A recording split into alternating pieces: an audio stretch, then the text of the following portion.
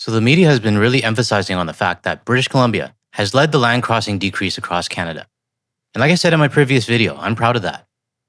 Today I have a global news report that touches on the things that I discussed in an earlier video, but it also includes an interview from the CEO of the Bellingham Chamber of Commerce. And that's the part I want everyone to see. I also want to talk about another report coming out of Las Vegas, where CES is going to start. If you're not familiar with what CES is, it's a consumer electronics show, where companies from all over the world gather to showcase their newest products. It's a massive international event. Lots of big brands attend, same with people internationally. But this year, I genuinely wonder what the attendance is going to look like. And lastly, the orange guy is running his mouth again, and this time he's talking about buying Greenland. I know on my channel I primarily focus on tourism and the boycott, but this matters to me. We need to understand what's happening, and we need to support our allies in Greenland and Denmark. We do have a lot of viewers from Denmark. So we're going to get into all of that today. Before we start, today's backdrop was sent in by Sarah. This photo was taken from the Calgary River Valley. She mentioned it was like minus 15 degrees when she took this. Now being from BC and the Lower Mainland, it rarely ever gets that cold in Vancouver. I'm not afraid to admit it. I don't do well with temperatures below minus 5. So thank you, Sarah, for sending this in. Now before I start, I want to give a shout out to Todd Maffin for one of his latest videos. He gives a real talk on how we as Canadians have to stop thinking that we're immune to what's going on. And I agree with him. Let me show you a quick clip from his video. The US today threatened military force against a NATO ally. It's also threatened Canada in similar ways. The time has come for us to stop thinking that we are somehow immune because of history or something from being the next Venezuela. I hear a lot from our leaders about how the global community is reacting, but not a lot about how, what you and I are supposed to do. So, Canada, to get us through the next year, I propose a plan. Now I'm going to stop it here because I want you, the viewer, to head over to Todd's channel and watch his latest video titled, Canada Prepares for US Military Action, Guard Explained. Just to clarify, the Guard has nothing to do with me. But I actually think that title should say the world prepares for US military action. Either way, I agree with Todd that we need to start taking preparation actions on our side, and that too many Canadians still have that mentality of, it doesn't affect me, so I don't care. So after you finish watching my video, head over to his channel and finish watching his. I've left a direct link to his video in my description below. Alright, let's get started with today's topics. In January 2025, the number of British Columbia vehicles crossing the border into Washington state was up 10% year over year. We had been on this kind of upward trajectory post-COVID of month over month, people kind of resuming those pre-COVID habits, and then really quickly that flipped a switch in February. That switch? What I'd like to see, Canada become our 51st state. Immediately, many British Columbians stopped day tripping to Washington state. Now this part is probably nothing new for anyone watching this video. A good number of us just flipped a switch and said, yeah, we're done with the United States. I remember back in the early days, US businesses just south of the border would say things like, it's just a phase, or they'll be back. And a business in Portland even said, don't deny that you love coming to visit us. That tone right there is what really set it off for me, and I'm sure it did for others as well. Not just because of the president's rhetoric, but because the US businesses didn't take it seriously. They basically dismissed it and brushed it off, and arrogantly assumed that it would blow over and that we would be back. Well, we're almost a year into this quote-unquote phase, and for many of us, it isn't temporary. It's a permanent change now. Let me know in the comments if you agree with me on this. Let's continue. Land crossings were down 29% in February and 43% in March. Peaked at around 50% fewer vehicles in April of last year. Crossings picked up slightly in the summer, but then came stories about difficulties at the border. We're hearing from a lot of Canadians who either are genuinely sort of fearful of those situations, or they just don't want to deal with any kind of hassle they might face at the border or any kind of hassle they might face in the United States. In the last 5 months of 2025, the number of BC vehicles crossing the border was down an average of 38%, much higher than the national average of 22%. In a place like Detroit, Windsor, you'd have many more people crossing for work reasons than here, whereas here it might be for family, it might be for friends, it might be for shopping, but it's reasons that can pretty easily sort of, be changed. She's right on that part. There are simply fewer Canadians in British Columbia crossing south of the border for work or other non-leisure reasons. That's very different compared to back east, where a lot more Canadians still cross into the US for work. If they're working 5 days a week, That's 5 crossings. So when you hear that Eastern Canada is averaging, say, 20 to 30%, compared to BC's, say, 30 to 40%, to me that actually suggests that the numbers are even higher than they look. Because if you remove the cross-border travel that is strictly for work, the leisure travel decline in Eastern Canada would likely be much steeper. I honestly wish we could see those numbers clearly. I actually asked Wayne Smith from the Toronto Metropolitan University if there was any way to get true cross-border leisure travel data. Unfortunately, there really isn't. Most of the data is simply based on the license plate, which basically makes it impossible to separate work travel from leisure. And if you missed my interview with Wayne, I'll leave a link in the description below to the video. Now this next part is what I really wanted to show everyone. It's a small interview from the Bellingham Chamber of Commerce CEO. And what stood out to me right away is how much his tone has changed compared to his interviews earlier this year. That change has been devastating for Washington state businesses that rely on cross-border shoppers. Locally, we're probably looking at years of this being the norm. And I think our big box retailers, our national retailers, they will adjust. They have tools. I think our smaller entities, particularly those at the border, will have a much tougher time finding what a new normal is. Some have already gone out of business. We've heard from businesses in Point Roberts, in Blaine, that have already closed shop. In Whatcom County, while there's not much optimism border crossings will bounce back in 2026, we want Canadians to know that you are welcome by us when you're ready. And there's a lot of reasons why you're probably not ready right now. Okay, that part when he says when you are ready, I know it's a trigger for many of you, including me. I just wish officials would stop saying that.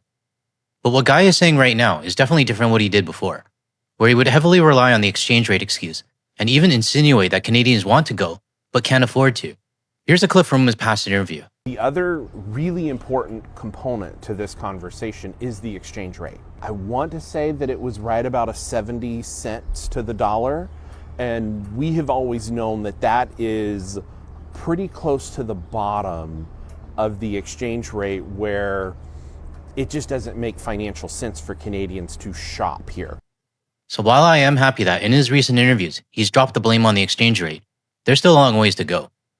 And I think Whatcom County really needs to start planning for a reduced number of Canadians for at least the next 3 to 5 years. Now moving on to Las Vegas, the annual Consumer Electronics Show is about to start.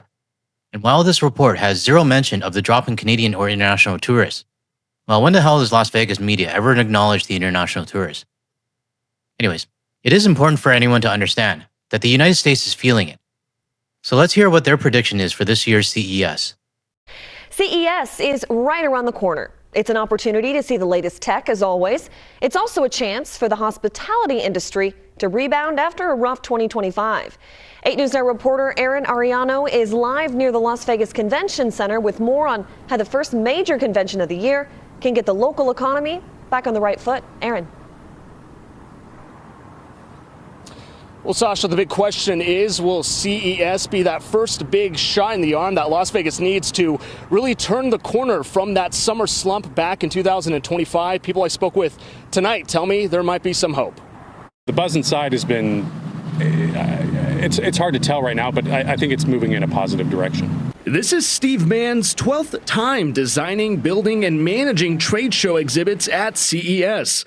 He says the buzz he already feels just a few days out from day one could be enough to get Vegas on the right track, economically speaking. I'm sorry, but buzz doesn't mean anything. What really matters is how many people actually attend.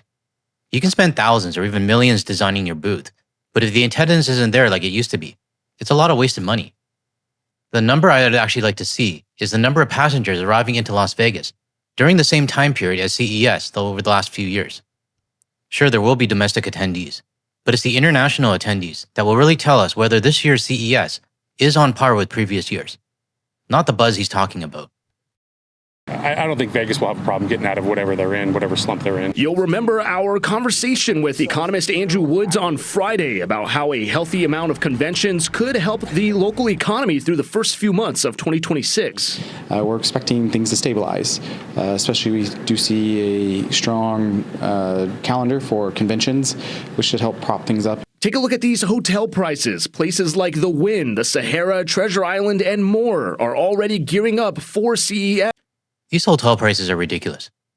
If Las Vegas really wanted to fix its tourism industry, it needs to start with affordability. These jacked up prices, especially during big events or conferences, is just straight up robbery. Would any of you guys pay $899 US for a room at the Wynn? Let me know in the comments below. Which brought in more than 142,000 people last January. They're hoping to capitalize on similar numbers next Tuesday and Wednesday. I mean, obviously attendance drives budgets, as people are coming to the show and spending money and, hopefully making deals inside. After Las Vegas priced itself out of summer 2025, we checked with tourists about why they still chose to visit the Strip. Land and Logan tell me there's always something for everyone's budget. We've been finding the budget route. We went to the bar right next to Circus, $2 beers. $2 beers? Yeah, $60 for our hotel room. So it's all about how you want to spend your trip. So if you want to go to those expensive places, go to the shows, you're going to spend a lot of money. But And going back to Steve Mann, the gentleman we interviewed who helps build those exhibits here at CES, he says in his experience, it's cities like Las Vegas, Orlando, San Francisco that really uses these conventions to help boost their economy, and that's something Las Vegas really needs right now. And what's being overlooked in this entire report is the type of attendees at any event or conference anywhere in the United States. Whether it's in Las Vegas, California, or any other state, you can bank on attendance being lower in 2026. Which makes me wonder about the World Cup this year. Any predictions on that? Let me know in the comments below. Now moving on to the last report. The orange guy now says he wants to buy Greenland and doesn't seem to be taking no for an answer. Tonight, the White House revealing President Trump and his advisors are discussing a range of options for acquiring Greenland, adding that utilizing the U.S. military is always an option. But Secretary of State Marco Rubio tells lawmakers the administration is not eyeing an imminent invasion and that the goal is to buy the island from Denmark, according to the Wall Street Journal, citing people familiar with the discussions. We'll worry about Greenland in about 2 months. Let's talk about Greenland in 20 days. Right now, Greenland is covered with Russian and Chinese ships all over the place. We need Greenland from the standpoint of national security. And Denmark is not going to be able to do it. But Denmark and other European allies are strongly pushing back at President Trump's renewed comments about taking over the Danish territory. If anyone thought he would stop with Venezuela, you're dead wrong. I'm glad the other European leaders are condemning the rhetoric. But my question is, what will be done if the orange guy really starts to put his radical plan into action? If it does happen, I think there has to be more pushback than just words.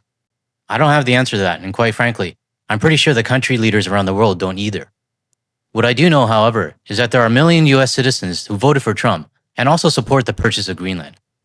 I made the mistake of going onto Twitter just to get a pulse of the situation, and the support for this move among Trump supporters is pretty strong. Writing Greenland belongs to its people.